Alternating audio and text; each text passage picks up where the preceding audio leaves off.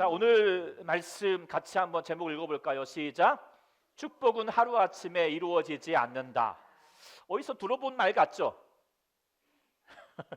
어디서 들어본 말이에요? 여러분들 친구들 우리 잘 아시나요? 이 원래 말 뭐죠? 바로 이거 안 넘어가죠? 로마는 하루아침에 이루어지지 않는다. 뭐 이런 말 들어보셨죠? 예, 그렇죠. 네. 그러니까 이게 뭐예요? 그냥 로마도 그렇고 다 모든 것도 그냥 되는 것 아니다. 그냥 금방 되는 것 아니다. 꾸준한 노력과 인내와 또 그렇게 아주 점진적으로 과정들이 필요하다라고 하는 말을 담은 서양 속담이지만 로마 제국도 마찬가지였지만 하나님의 나라도 마찬가지입니다. 그것을 잘 보여주고 있는 것이 민수기입니다. 하나님 나라를 만들어가는 거예요. 출애굽시켜서 이제 하나님 가나안 땅에 가서 하나님 나라로 만들어가는데요. 사실 우리가 잘 아는 것처럼 여기가 얼마나 걸렸어요? 가나안 땅에 도착할 때까지 40년이 걸렸어요. 사실 40일이면 갈 것을 40년이 걸린 거예요. 그런데 하나님 도대체 왜 40년이라고 그래 뺑뺑이 돌립니까? 40일이면 되죠. 물론 40일도 하나님 가실 수 있게 만드시겠죠. 그런데 거기 갔다고 하나님 나라가 이루어지는 것은 아니거든요. 땅이 중요한 것이 아니라 그곳에 있는 사람이 더 중요한 게 뭐예요? 사람이잖아요. 그런데 사람이 하루아침에 바뀌어요? 여러분 경험해 보시죠. 안 바뀌어요.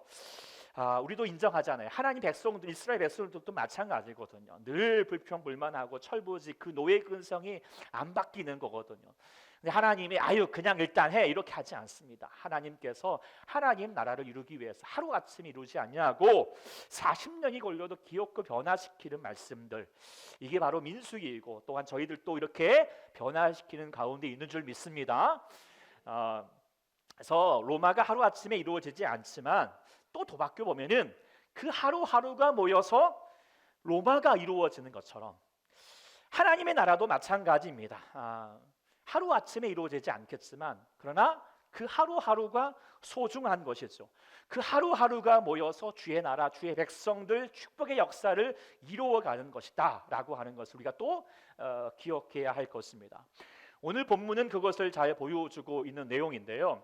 이스라엘 백성들이 이제 계수를 다시 두 번째 하고 나서 그 첫 번째로 하셨던 그 내용이 이제 하나님 앞에 드릴 제사, 번제에 관한 내용들을 이야기하고 절기에 관한 내용들을 이야기하고 있는데 그 첫 번째 하였던 내용이 상번제라고 하는 내용입니다. 그래서 3절에 있는 것처럼 매일 드리게 되는 상번제를 드려라. 이 상번제는 뭐냐면 히브리 말로 원어로 보게 되면은 올라타미드라고 하는 히브리 말인데요. 이게 올라는 번제라는 태워서 드린다라고 하는 뜻이고 타미드라는 계속되는 번제다. 그래서 계속 항상 할 때 상자고 번제, 그러니까 늘 드리는 번제다라고 하는 뜻을 가지고 있습니다. 그러니까 오늘 본문에 보게 되면은 매일 아침에 이제 되어서 양 한 마리를 가지고 이제 피를 흘리게 하고 가죽을 벗겨서 닭을 띈 다음에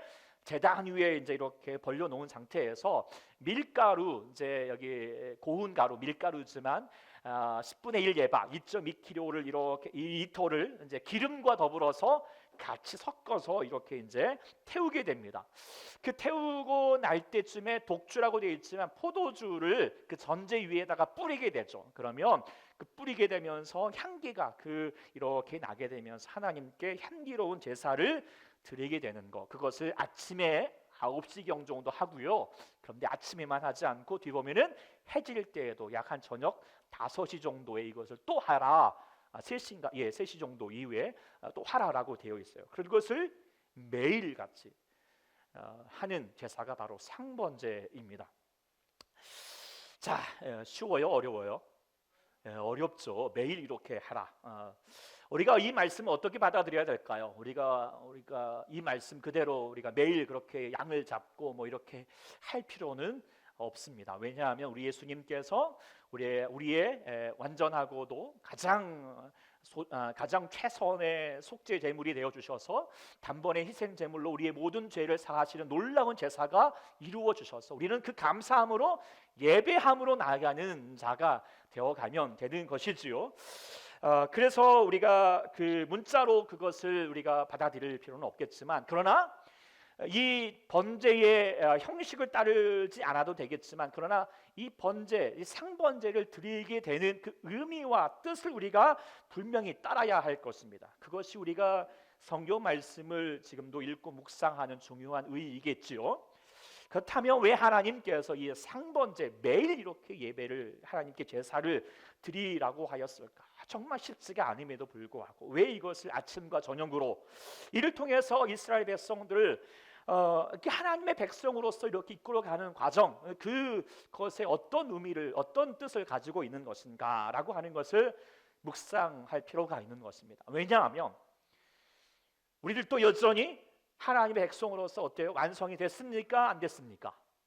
안 됐죠. 우리도 여전히 부족합니다. 그리고 우리 하나님께서 이스라엘 백성을 하나님의 백성으로 만들어가는 것처럼 우리들도 하나님의 백성으로 만들어가는데, 그리고 여러분 우리 스스로뿐만 아니라 우리 여러분의 가정도, 여러분 우리 교회도 그렇게 만들어갈 때에 오늘 주님께서 주셨던 이 상번제처럼 우리가 주님 앞에 나아가게 될 때 하나님께서 그를 통해서 하나님의 귀한 백성, 하나님의 자녀로서 하나님의 복을 누리는 그 하나님의 놀라운 주님의 삶으로 나가게 되는 귀한 이 비결이 여기 담겨 있다는 것입니다. 매일매일 이루어지는 삶 가운데 어떻게 우리 하나님 우리를 통하여서 이루어 가시는 것인가, 무엇을 이루고자 하시기 위해서 이렇게 상번제를 드리고자 하시는 것인가 라고 하는 것을 묵상하는 시간이 되었으면 좋겠습니다. 그러기 위해서 이렇게 묵상하는데, 하루아침에 이루어지는 것이지만, 다시 말하지만 하루하루를 통해서 하나님 나라가 이루어지죠. 조금 여러분들에게 더 와닿기 위해서, 하나님의 축복이 하루아침에 이루어지지 않지만 그 하루하루를 통해서 하나님의 축복된 삶이 이루어가게 될 줄 믿습니다.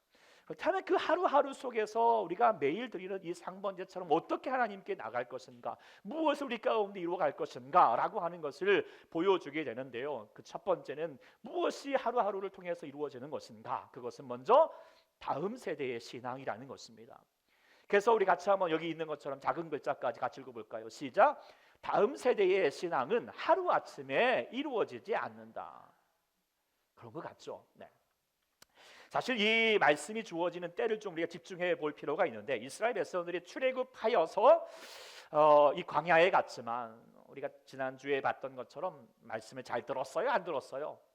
잘 안 들었어요. 그러다가 기어코 이 가데스 바네아에서 하나님 앞에 진노를 받아서 38년이나 뺑뺑 돌게 되었죠. 더 방황해야 했습니다. 그리고 나니까 40년이 지나고 나니까 출애굽 그 처음 하였던, 애굽에 살다가 탈출하였던 그 1세대 사람들이 거의 이제 죽어가고, 그 다음에 40년이 지나고 나니까 2세대 사람들이 이렇게 이제 등장하게 되었습니다. 그리고 그 2세대 사람들을 향하여 26장에 보면은 계수를 하는데요, 숫자를 세는데 첫 번째 1세대를 계수하였던 숫자와 거의 동일하거든요. 하나님의 은혜이죠. 그런데 사람이 있다고 그저 하나님 백성이 되는 게 아니라는 걸 우리가 깨닫게 됩니다. 그래서 하나님께서 다시 이 세대를 하나님의 백성으로 만들어 가기 위해서 가장 뭘 먼저 하실까요? 하나님의 말씀을 그들에게 전하십니다. 하나님의 율법을 전하시죠. 그래서 오늘 본문 말씀도 이 번제에 관한 내용도 출애굽기 이미 이제 29장에서 전한 내용을 거의 동일하게 지금 반복되어서 이 세대들에게, 사람이 달라진 거예요. 내용은 똑같습니다. 이렇게 전하고 있는 거예요. 그렇다면 왜 하나님께서 1세대에게 하셨던 말씀을 2세대에게 반복하여서 전하고 있는 것일까요? 네. 우리가 현대과학이 이제 이게 발견한 성과 중에서 하나가 중요한 게 있다면 바로 이게 뭐죠? DNA, 유전자라고 하죠. 여기 안에는 이제 생명체의 성장과 발전과 작동과 생식의 유전 정보들이 다 담겨져 있잖아요. 중요한 것은 이제 이 DNA가 누구에게 물려받습니까? 부모한테. 여러분은 안 물려받은 것 같아요. 다 물려받았거든요. 이게 중요하죠. 그래서 원숭이는 어떤 새끼를 낳죠? 새끼라고 하면 그런가? 어쨌든 원숭이 새끼를 낳죠. 그런데 이 원숭이 새끼를 잘 이렇게 양육해가지고 정말 잘 해가지고 말도 가르쳐주고 그러면은 원숭이 새끼가 사람 새끼처럼 됩니까? 좀 말을 그렇게 하지 말고, 그렇게 안 되죠. 왜 그럴까요? 이 DNA의 힘이 크거든요. 부모에게 받은 그대로 흘러갈 수밖에 없다라고 하는 것이 이제 DNA의 특징이거든요. 자, 이런 면에서 봤을 때 우리가 생물학적인 DNA도 있겠지만 우리가 한편 더 생각해 볼 것은 바로 영적 DNA도 있다라고 하는 것도 우리가 고려해야 된다는 것이고, 그 영적 DNA도 생물학적 DNA만 물려줄 것이 아니라 자녀들에게 영적 DNA도 물려줘야 된다는 거예요.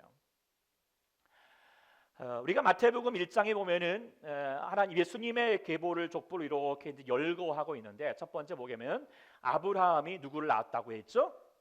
이삭을 낳았다라고 이렇게 여기 나와 있어요. 그런데 사실 여러분이 아는 것처럼 아브라함에게 이삭만 있었나요?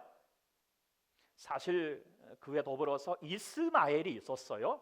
그렇죠? 물론 엄마는 다르겠지만 그래도 아브라함의 DNA를, 생물학적인 DNA는 물려줬겠죠? 그런데 왜 이삭만 얘기했을까요? 생물학적인 DNA는 이스마엘이 받았는지 모르겠지만 더 중요한 영적인 DNA는 이삭에게 전달되었다는 거예요. 자, 이삭에게도 아들을 낳았죠. 야곱만 있었나요? 야곱을 낳고 있는데 야곱만 있었나요? 누가 있었죠? 에서가 있었죠. 우리 친구들 잘 아시죠? 네, 에서가 있었죠. 그런데 에서가 여기 기록되지 않은 이유가 뭘까요?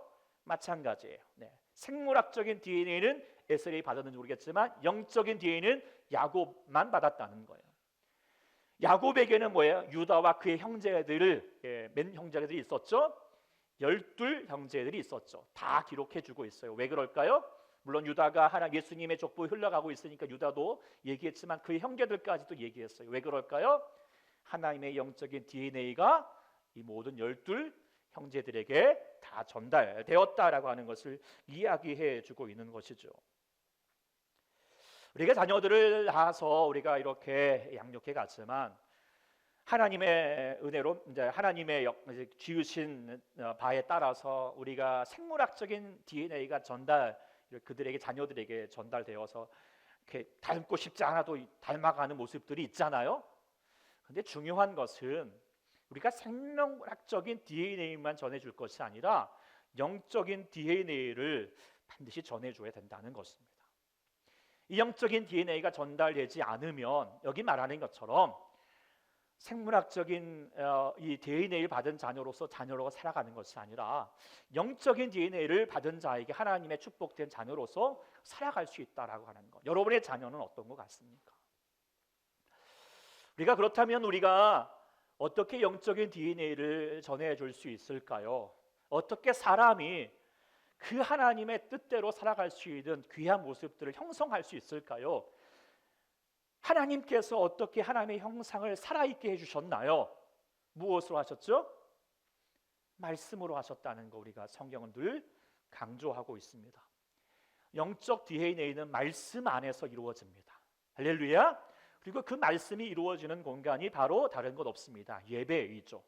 그래서 우리가 온 가족 함께 예배 드리는 것이 아주 중요한 의미를 갖고 있는 거예요. 우리가 예배라고 하는 거, 우리가 그거의 안에서 우리가 이 시간이 하나님의 영적 DNA가 자녀들에게 이렇게 전달되는 과정 가운데 있는 거거든요. 하루 아침에 되는 건 아닌 것 같아요. 이거는요. 그렇죠? 영적 DNA는. 그러나 그 하루하루가 쌓여서 하나님의 자녀로서 이 자녀들이 만들어져 간다라고 하는 거 우리가 분명히 기억하고 함께 우리가 붙들고, 지금 옆에도 있지만 우리 자녀들 함께 예배함을 통하여서 같이 하나님의 영적인 DNA 가운데 이루어져야 할 줄 믿습니다. 그리고 말씀이 정말 중요하죠. 말씀을 같이 나누고요, 같이 기도하시고 같이 함께 말씀을, 특별히 주의 말씀을 같이 이야기해 주시는, 제가 우리 오늘 김태현 집사님 앞에 있지만 우리 김태현 집사님도 우리 귀하게 우리 연수가 저렇게 그냥 된 게 아닌 것 같아요. 아까도 찬양 너무 예쁘게 하던데 우리 연수가 우리 엄마랑 같이 늘 날마다 큐티한대요. 말씀 같이고 그렇게 하니까 우리 연수도 이렇게 귀한 아이로 성장해 가고 지금 쑥스러워하고 있는데 칭찬해 주는 거예요. 그런 거죠. 그래서 잘 될 거예요. 그렇죠? 하나님의 말씀으로 만들어져 가는 아이는요, 누구보다도 하나님의 자녀로서 키워주셔서 하나님의 귀하신 역사를 이루어가게 될 줄 믿습니다. 그러니까 오늘 이 임수를 통해서 말해주고 있는 거예요. 너희가 이렇게 생물학적인 DNA가 아니라 영적 DNA를 주기 위해서 하나님 말씀을 다시 반복해서 들려주고 하나님의 예배 가운데 같이 참여하게 해주는 그 말씀을 전해주고 있다라고 하는 것은 바로 우리의 주의 다음 세대의 신앙이 하루아침에 이루어지는 것이 아니다. 날마다 매일의 말씀과 또 예배를 통하여서 이루어진다라고 하는 것을 보여주고 있다라고 하는 거 우리가 꼭 기억하시고, 특별히 여러분의 자녀들, 우리 가정들이 그렇게 하나님 안에서 영적 DNA를 물려줄 수 있는 귀한 가족이 될 수 있기를 소망합니다. 네. 두 번째, 또 우리가 하루아침에 이루어지지 않지만 하루하루 통해서 이루어져야 될 것은 무엇인가? 두 번째 같이 읽어볼까요? 시작. 삶에서의 승리는 하루아침에 이루어지지 않는다라고 하는 겁니다. 자, 이 내용이 뭘까? 그러면 자, 지금 이 말씀을 전하는 배경을 좀 보게 되면은, 자, 앞서 봤던 것처럼 이 말씀을 듣고 있는 사람들은 지금 출애굽한 2세대 사람들입니다. 그리고 그 2세대 사람들이 이 모압 땅, 지금 바로 가나안 땅을, 하나님이 약속하신 땅을 앞두고 있는 과정 가운데 있는 거고요. 그리고 이제 이스라엘 백성들이 이제 40년 이제 거의 다 마지막에 되어서 곧 있으면 요단강을 건너서 가나안 땅에 들어가야 되는 것입니다. 그런데요, 이 가나안 땅이요, 사람이 사는 땅일까요? 안 사는 땅일까요? 사람이 살고 있어요. 이미 원주민들 살고 있고, 그리고 사람들이 또 크고 장대하고 힘도 세고, 게다가 뭐 7 족속들이 살고 있고요. 게다가 이스라엘 백성들은 장정만 60만 명이니까 다 하면 200만의 사람들이 거기 가서 딱 몰려오면 어때요? 환영합니다 이러고 할 것 같아요? 아니거든요. 이들과 이제 전쟁을 해야 되거든요. 죽고 사느냐라고 하는 생사가 달려 있느냐, 저들을 쫓아내느냐, 우리가 쫓기느냐의 싸움에 앞두고 있는 상황인 거예요. 그래서 우리가 여호수아를 보게 되면 정말 그런 전쟁들로 가득한 내용들이 보고 있잖아요. 그러려면 지금 이제 곧 있으면 전쟁을 앞두고 있는데, 전쟁에 승리하려면 하루아침 하루 준비해 갖고 돼요? 얼마나 치열한 준비를 해야 되고 얼마나 많은 훈련들을 해야 되는지 우리가 군대 갔다 온 사람들 더더욱 잘 알고 우리가 잘 알잖아요. 그런데 시급한 이 전쟁주를 앞두고 지금 하나님께서 먼저 하셨던 말씀이, 지금 제사를 어떻게 드리라, 그것도 날마다 이렇게 예배 제사를 드려라, 절기를 지켜라 라고 하는 말씀이 있으니까, 아니 도대체 이 전쟁을 좀 앞두고 있으면 좀 상황을 고려해서 나중에 가서 그래 이제 가나안 땅에 들어가서 그때서 이렇게 좀 하나님께 제사 드리고 예배 드리는 말씀을 해도 될 것 같잖아요. 그렇지 않을 것 같아요? 그런데도 불구하고 하나님은 왜 먼저 하나님께 예배하는, 그리고 제사를 드리는, 그것도 날마다 하나님께 예배하는 것을 먼저 이루도록 하고 계실까? 그것은요, 이들이 싸워야 될 전쟁은요, 세상과의 전쟁과 차원이 다르거든요. 세상과의 싸워는 우리의 전략이 중요하고 전술이 중요하고 무기, 물자들이 중요하겠지만, 이 싸움은 누가 싸우는 걸까요? 누가 싸우는 것일까요? 사람이 싸우는 듯 하지만 이 싸움은 하나님께서 싸우시는 영적인 싸움입니다. 하나님께서 이루시는 거거든요. 그것을 잘 보여줬던 사건이 바로 여리고성, 제일 먼저 진입하여서 보았던 그 여리고성에서의 싸움이죠. 이 여리고성이 만만치 않은 성이거든요. 성도 아주 두껍고, 게다가 많은 사람들이 살고 있고, 거기 살던 사람들도 대단한 사람들이었으니까 이게 쉽지가 않잖아요. 그런데 하나님께서 어떻게 명령하셨죠? 매일 한 바퀴씩 성 위를 뺑뺑이 돌아라. 그리고 이틀, 3일, 4일, 5일, 6일 돌고 마지막 때에는 그것도 7바퀴 돌아라. 자, 여러분들이 이런 명령을 받았다. 저기 앞에는 지금 적군들이 있고 오기만 해봐 이러고 있는데 뺑뺑이 돌고만 있으라고 하면은 여러분들 어떤 마음이 들 것 같아요? 아니 지금 이게 말이 됩니까? 지금 우리가 가서 전력을 다해서 싸워도 못할 판에, 아니 우리가 힘 빠지게 몇 바퀴 돌고 있고 마지막에는 7바퀴 돌아가면은 그 7바퀴 돌고 나서 우리 지쳐가지고 당하면 어떡합니까? 라고 말할 수 있지 않겠습니까? 여러분들은 안 할까 봅니다. 저는 그럴 것 같아요. 따질 것 같아요. 근데 성경에 보면요, 이스라엘 백성들이 안 따져요. 그냥 순종해요. 그게 하루아침에 될 것 같아요? 하나님 말씀 앞에 순종하는 것이 하루아침에 가능했을까요? 그것은 말씀 순종의 습관이 되었기 때문이거든요. 머리가 반응하기 전에 몸이 먼저 반응한 거예요. 이게 무서운 거잖아요. 상번제라고 하는 것이 이 매일 하나님께 드리는 이 번제를 통하여 이런 영적인 습관을 갖게 했다라고 하는 것이 자명한 것이고, 이 영적 순종이 결국 이스라엘 그리고 그 여리고성을 무너뜨리게 됐다라고 하는 걸 우리가 분명히 깨달을 수 있어야 합니다. 우리에게도 여전히 삶의 전쟁과 같은 삶을 살고 계시지요. 뭐 안 쉬고 있으면 감사하겠지만 우리 아이들도 그렇잖아요. 네, 평안하신가 봐요. 네, 힘들지 않아요. 우리 삶의 전쟁 가운데 살고 있어요. 물론 우리가 뭐 경제 이 정말 이 야국 강식의 이 치열한 경쟁에서 살아남기 위한 싸움도 있겠지만, 사실 더 중요한 싸움 어떤 싸움이죠? 영적인 싸움이거든요. 그 싸움에서 우리가 승리하는 것이 우리 주의 자녀로서 주님의 축복된 삶을 살아가는 가장 중요한 것인데요. 그런데요, 우리가 이 영적 싸움은 아까 말씀드렸던 것처럼 이거는 나의 싸움, 우리 혈과 육의 싸움이 아니에요. 누가 싸우셔야 돼요? 하나님이. 누가 싸우셔야 돼요? 하나님이 싸우셔야 돼요. 전쟁은 누구에게 속했습니까? 하나님께 속했습니다. 하나님이 개입하시고 역사하시는 거예요. 하나님이 이대로 일하시도록 해야 돼요. 그러기 위해서 하나님이 우리 편에 드게 하신다는 거예요. 그러기 위해서 우리가 늘 항상 하나님 우리의 삶 가운데 늘 항상 우리의 가운데 임재하시도록, 우리를 만나시도록 하나님과 늘 가까이 계시고 하나님과 늘 항상 친밀하게, 그래서 하나님이 내 편 들 수밖에 없도록 만들어야죠. 그게 전쟁, 우리의 전쟁 싸움의 준비예요. 갑자기 어느 날 뭐 하나님 전혀 알지도 못하다가 하나님 급할 때 해가지고 하나님 좀 도와주시면 안 될까요? 근데 네가 언제 날 봤다고? 이렇게 될 수밖에 없거든요.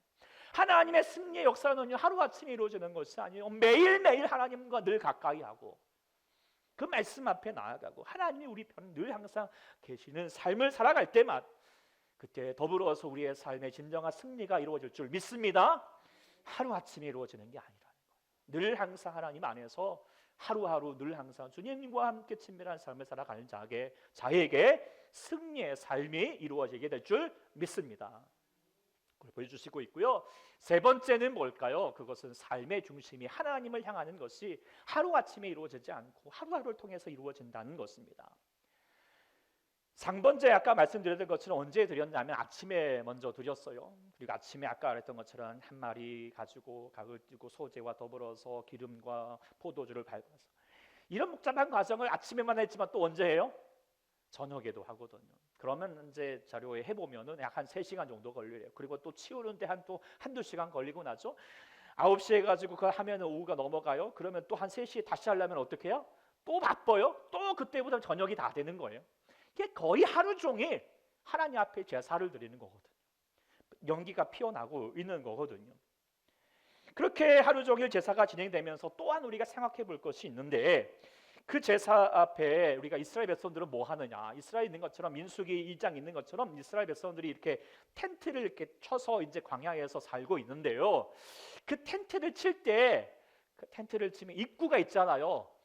입구를 어디를 향하라고 돼 있어요? 오늘 본문에 회막을 향하라. 회막이 어디죠? 하나님께 예배드리는 그 성소를 이야기하고 있습니다. 회막을 향하여서 보도록 하라라고 되어 있거든요. 사실 이게 이제 좀 전쟁 상황을 이루어야 될 상황에서 봤을 때 이렇게 하면 안 된대요. 왜냐하면 적이 쳐들어올 줄 모르고 경계를 해야 되면은 그 입구를 어디로 해야 될까요? 바깥을 향해야 되거든요. 네. 그래서 늘 항상 경계를 해서 그렇게 봐야 되는데 회막을 향하라고 이렇게 이스라엘 백성들에게 얘기를 해주고 있어요. 그것은 늘 항상 회막에서 어떠한 일이 있는지 주시하라는 거거든요. 바라보라는 거거든요. 그러면서 그들이 봤을 때 늘 날마다 무엇을 보게 되었을까요? 회막에서 하나님께 제사를 드리고 있는 상번제는 늘 날마다 봤을 거예요. 그렇죠? 연기가 늘 피어오르고 있고 하나님께 예배 드리고 있는 모습을 분명히 보게 되는 것이죠. 그러면서 사람이란 존재는 사실 바라보는 걸 통하여서 깊은 영향력을 받게 되어 있거든요. 그렇죠? 그래서 우리가 보는 것이 중요하고 뭘 보느냐에 따라서 사람이 달라지잖아요. 여러분이 좋은 걸 보고 다녔으니까 이렇게 예뻐지셨지, 이상한 거 보고 있으면 이상한 모습이었을 거예요. 그렇잖아요. 그런데 우리가 하나님의 예배 가운데 있는 자들을 늘 항상 보고 있는 사람들이 이렇게 예배가 딱 되어갈 때마다 그들 마음 가운데 오늘 또 예배하고 있네, 제사를 드리고 있네, 예배하고 있네. 우리는 예배하는 자들이지. 주님은 우리 예배 가운데 함께 하시지. 그런 마음으로 늘 상번제는 물론 제사장들이 드리기 때문에 보고 있겠지만, 그러다가 오늘 이제 9절 이하에 있는 것처럼 안식이 되면은 그 성막에 회막에 같이 가서 함께 예배 드리는 삶으로 살아가는 자들이 바로 이스라엘 백성들이었던 것이죠. 그렇게 늘 항상 하나님 예배를 늘 항상 바라보고, 그리고 예배 가운데 참여하면서 매일매일 그렇게 드려지는 예배 속에서 또 참여하는 그 주일의 예배 속에서 이스라엘 백성들은 하나님의 자녀로서, 하나님의 복된 백성으로서 이렇게 변화되어 갔다라고 하는 것이고, 그를 통하여서 가나안 땅에 나아가서 승리하는 백성으로 하나님 나라를 이루게 되었다라는 것을 우리가 분명히 생각하게 됩니다. 우리가 잘 아는 시편 1편 말씀, 복 있는 삶이 무엇인가? 먼저 얘기했던 것이 뭐냐? 복 있는 사람은 악인들의 죄를 쫓지 않고 죄인들에게 서지 않고 오만한 자리에 자지 않다. 이 말을 다시 말하면, 복 있는 사람이라 할지라도 악인들의 꾀임 가운데 빠질 수 있는 자리에 있을 수 있다는 거예요. 죄인들의 유혹 가운데 빠질 수 있다는 거예요. 오만하고 그 교만한 마음 가운데 있을 수 있다는 거거든요. 우리가 아까 우리 찬양했던 것, 주의 자녀로 산다는 것은요, 불 가운데 걸어가는 거, 폭풍 가운데 걸어가는 거라고 그렇게 얘기했어요. 우리가 주의 자녀로 산다고 해서 우리 가운데 늘 항상 푸른 초장과 실만한 물가로 인도해 가는 것이 아니에요. 하나님이 반드시 그렇게 이끌어 가셨지만 그 과정에는 이런 험한 시간들이 분명히 주어질 수밖에 없다는 거예요. 그런데 우리가 주의 자녀로 살아갈 때 주님의 자녀로서 가질 수 있는 복은 뭐예요? 때론 물 가운데 휩싸일 때에도, 폭풍 가운데 무너질 때에도 그때 어때요? 주님이 내 곁에 계시네. 나와 가장 가까이 함께 계시네. 그런데요, 우리가 착각하지 말아야 돼. 그때 하나님께서 나와 가까이 하겠다고 그래서 백마타 만나처럼 와 해가지고 뜬나무를 돌려가지고 막 그렇게 기적처럼 뭐 다 물질러 주시고 다 해결해 주시느냐? 아니라는 거예요.